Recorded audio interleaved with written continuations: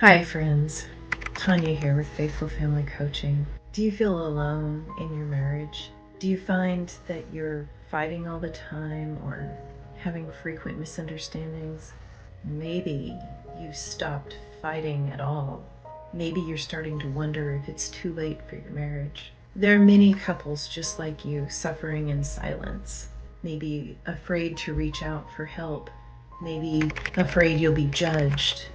Well, there is a key to a happy and successful marriage that most couples forget about. The key to a successful marriage is friendship and emotional intimacy. These two elements go hand in hand in so many ways. Friendships are built on mutual affection, communication, spending time together, and having a shared past and shared experiences. Emotional intimacy is one requirement of deep friendships, and it's built on trust, vulnerability, authenticity, and connection. There are very simple things that you can start doing today that will help build emotional intimacy and strengthen your friendship in your marriage. The first of these that will help you build the deep connection you crave is simply spending time together in face-to-face conversation without any distractions.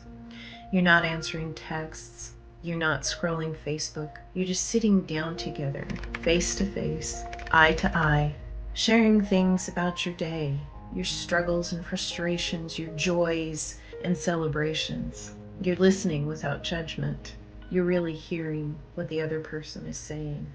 Another important aspect of developing friendship and emotional intimacy within marriage is shared experiences. Now, this may seem obvious. Well, of course, if you're living in the same home and you have the same kids, the same pets, the same problems with your house, you still might not be sharing the experience. Are you fully present to what is going on with your kids, with your home? Are you sharing the moments of cuteness that your kids bring, the joy and the life that comes so naturally to children? Are you sharing that together, truly sharing it? Some couples have the experience of one or both of them being so off in their own problems and distractions that they don't even notice what's going on with the children, and they miss such moments of sweetness. These shared experiences become the memories that you treasure together when you're old and your kids are grown. Are you sharing in the struggles of home maintenance? Not just the day-to-day chores, though that is very important, but when there's a plumbing problem or a leaky roof, do you work to solve the problem together? When it comes to finances, do you work together to figure out how to make all the ends meet? Or do you just fight about it? If you're sharing the burdens, you also get to celebrate the wins when things come together and you reach your goals, which brings me to another point, having shared values and goals. Have you ever sat down and actually identified and written down the shared values that you and your spouse have? Do you have goals based on a set of shared values? Goals with measurable outcomes and benchmarks that you get to celebrate together. Another aspect of building emotional intimacy that many couples overlook or don't fully understand is the need for non-sexual physical affection.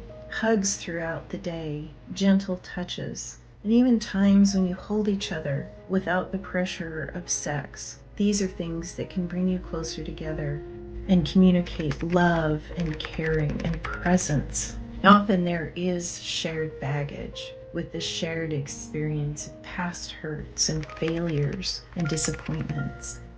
And that can be a barrier to emotional intimacy. Maybe you're protecting yourself from feeling the pain of past conflicts and offenses. But these challenges from the past can be used for growth as well.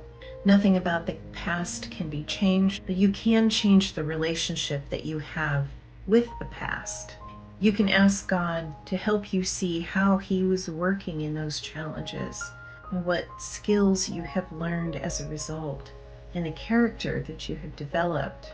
You can ask God to help you understand the past The facts don't change, but your interpretation of them can. When you see how God was at work, how you have grown and become stronger as a result of the challenges you have faced. If you have found this video helpful, just go to faithfulfamilycoaching.com and check out the many resources we have for couples just like you.